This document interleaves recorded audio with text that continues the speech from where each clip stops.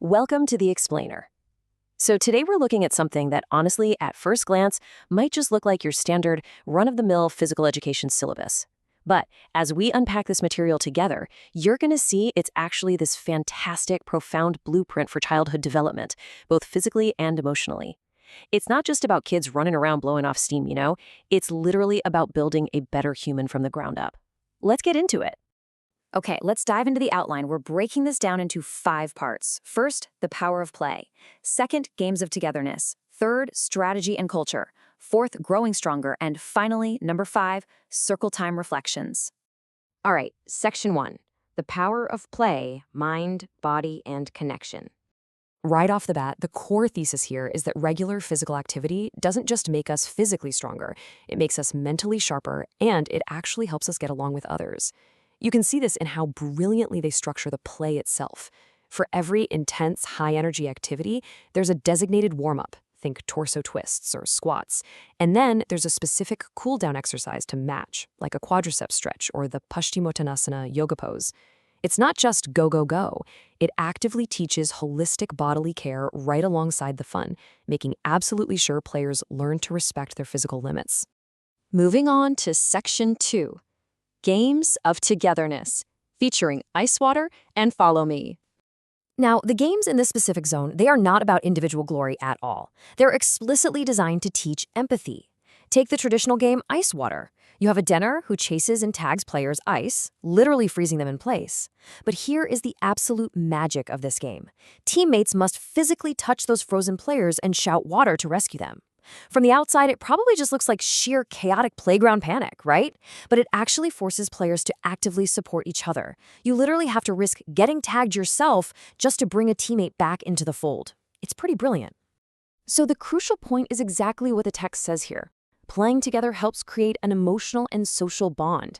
When you're engaging in activities like Follow Me, where you playfully mimic each other's movements, you are seamlessly, almost invisibly, building mutual respect through that shared experience. You're learning fair play and how to respect each other's performances without even realizing you're being taught a lesson. Section 3, Strategy and Culture, Traditional Games. Okay, a prime example of this is the classic game Seven Stones, which you might know regionally as Satolia, Lagori, or Pithu. The mechanics are wild. One team uses a ball to strike down a stack of 7 stones, while the fielding team tries to catch that ball to get them out. Meanwhile, the striking team has to scramble to rebuild the stack while literally dodging the ball, and then, the kicker, they must yell the game's local name to win. Talk about a rush. It demands a massive level of rapid-fire strategy and teamwork, all under intense pressure. And these cultural playground games, they don't just happen by accident. They are carefully, purposefully selected in the curriculum. Why? Because they make players fiercely alert, highly agile, and incredibly fit, all while deeply connecting them to their local traditions and heritage. It's a powerful 2-for-1 deal. Another incredible strategic one is the number game, which is actually adopted from the local game Ramal Japata. You form a large circle with 2 teams, place a marker right in the center, and assign matching numbers to players on both sides. So say 1 through 10. Everyone jogs in a circle until the teacher randomly calls out a number, then boom, the 2 players with that number have to break from the circle and race to touch the center marker first for a point. If you've ever played anything like this, you know the sheer heart-pounding suspense of just waiting for your number. It is a phenomenal way to train active listening and explosive physical speed all at exactly the same time. All right, section 4, growing stronger, aerobic endurance. Group aerobic exercises are a perfect tool in this environment. And this brilliantly illustrates how combining rhythmic dancing moves with energetic music naturally elevates the heart rate and breathing for extended periods. It creates this super dynamic, fun atmosphere where you're building cardiovascular endurance almost without realizing how hard you're actually working. You're just caught up in the fun of it. The text draws a really fascinating line between dual benefits here. Physically, obviously, aerobic exercise promotes heart health, agility, and stronger bones and muscles.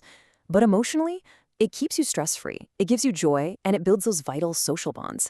The biological need for oxygen is directly tied to the emotional well-being this chapter continually highlights. It's that mind-body connection in full effect. And finally, Section 5, Circle Time Reflections. I actually want to pose this literal prompt from the text directly to you right now. Think about this. How will you feel if you are not allowed to play for the next 7 days, and why? Take a second to really think about that. By asking this exact question during circle time, the curriculum helps students pause, zoom out, and internalize the true value of play, and honestly, the fundamental human necessity of just being together. Here's another really powerful reflection question straight from the source. Think of a time you helped someone even though it was inconvenient for you. Why did it still make you feel good? See what they're doing there?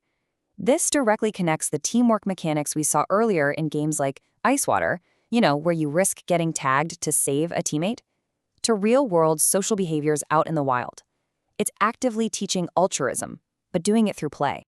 And on the physical reflection side of things, we have this question: how do regular aerobic exercises reduce panting?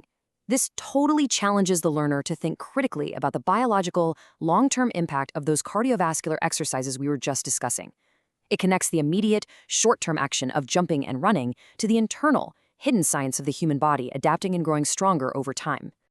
To wrap up this explainer, I really want to leave you with this incredibly simple yet profoundly powerful quote from the text. Playing together makes you feel good and gives you joy. I mean, that's the ultimate takeaway of this entire curriculum, isn't it? Movement isn't just a chore or a physical requirement or some arbitrary grade in a class.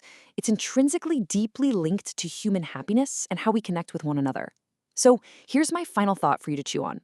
As adults, when was the last time you allowed yourself to just truly, genuinely play? And how might bringing that sense of joyous, structured movement back into your routine transform the way you connect with the world today? Definitely something to think about. Thank you so much for joining me on this explainer, and keep learning.